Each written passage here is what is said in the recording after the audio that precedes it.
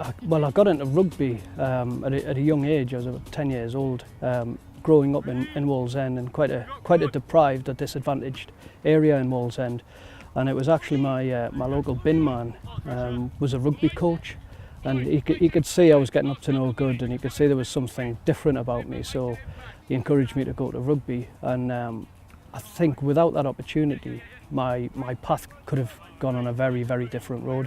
And I put a lot of that down to getting into rugby, getting into sports, and getting out of that community just for a little bit of respite. And later on in life, I just yearned to put that back in, you know, to give other children of a similar disadvantage as I had. I just want to give them the opportunity to access sport. But I remember stepping onto the rugby pitch, and you know, with the character that I had, and a referee quickly putting me in my place, and a coach quickly reaffirming what that referee had said. It was a different feeling, and then to continue with that level of discipline and see the whole team, and you know, there was a few tearaways, not just myself, but pretty much the whole team tore the line, and you know, you were there for something that we hadn't experienced before. And that discipline's followed me all the way through life, into the military, and then into the business world, maintaining a kind of standard.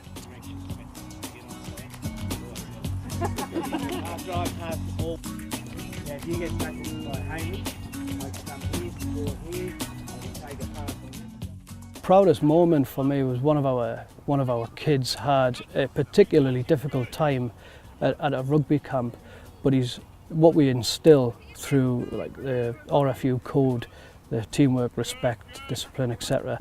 His character was completely different to the year before, and he rose above it, and he just the whole way that he conducted himself, it just made me feel very proud. He put the club in a very good light. I made a point of highlighting this child's actions. I got the whole youth section together, sat them down, and just told them how well this boy had represented the club, and that they should all be proud that he's part of our team, part of our rugby family, and you know, that's the type of behaviour we've come to expect.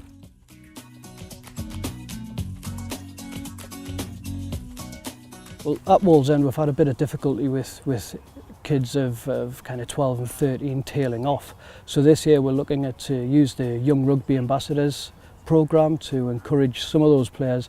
If a team does fall by the wayside but some of the kids still want to stay involved, I'm going to be putting them forward to be young referees, young coaches. So hopefully, and they've already started doing it over the summer with Touch Rugby.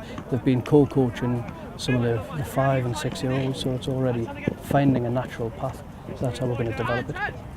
We try to tailor everything. If a child wants to become a referee and wants to be a coach, they know they can come to me and I'll support them. If they don't, we can find something else for them to do, even if it's coming down and supporting the senior team on a Saturday, anything like that.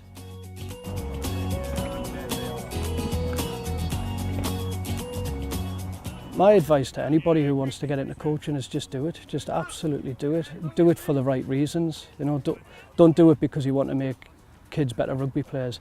I do it because I want to make kids better. It's as simple as that. It's so rewarding when you have a conversation with a child and they react in a different way than they used to, and you can see them really developing as a good person. That's the reward for me. So pick out an objective that you want to achieve and stick with it, and you know, plot away and work with it to achieve that objective.